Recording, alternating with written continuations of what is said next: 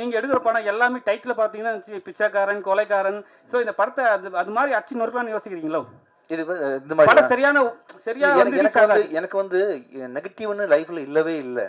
பிச்சைக்காரன்லேயும் negative இல்லை, பேயில negative கிடையாது, சைத்தானில் கிடையாது, எதுலையுமே கிடையாது. அப்படின்றதுனால என்னால் முடிஞ்ச இந்த கான்ஃபிடன்ஸ் கொடுத்தேன்னா இதை பார்த்து 4 பேர் பாருங்கள் இந்த படம் பிச்சைக்காரன் டைட்டில் வச்சாங்க நான் ஓடிச்சில்ல அப்படின்னு 4 பேர் வந்து பகுத்தறிவு கொஞ்சம் யோசிப்பாங்களோ, அதனால கொஞ்சம் சமுதாயம் கொஞ்சம் மாறுமோ அப்படின்றதுக்கு அது எதுக்காட்ட நான் தானே இருக்கணும் இல்லையா? வெறுமனே போதிச்சுட்டு போயிடலாம், அது செய்ய முடியாதுல்ல.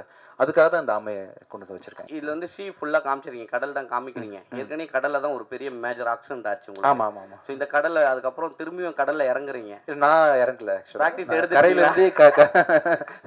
கரையிலேருந்து கொலைகாரனை பிடிச்சிடுறேன் ஆக்சுவலாக. அதான் விஜயானி சார், இது உங்களுக்கு 26வது படம்னு நினைக்கிறேன். எங்க இருக்கீங்க? இல்லைங்க சார், 26வது படம்னு ஆமா நினைக்கிறேன். சார். இவ்வளோ படம் மியூசிக் பண்ணியிருக்கீங்க, நிறைய ஹீரோவா நடிச்சிருக்கீங்க. பிச்சைக்காரன்லேருந்து தமிழ் தெலுங்குலாம் நிறைய லாபம் சம்பாதிச்சிங்க. இன்னும் கடன் வாங்குறேன் வட்டி கட்டுறீங்களே, சம்பாதிச்ச பணத்தெல்லாம் என்னதான் பண்ணீங்க? வட்டி கட்டியிருக்கேன் சார். ஆக்சுவலாக வட்டி தான் சார்.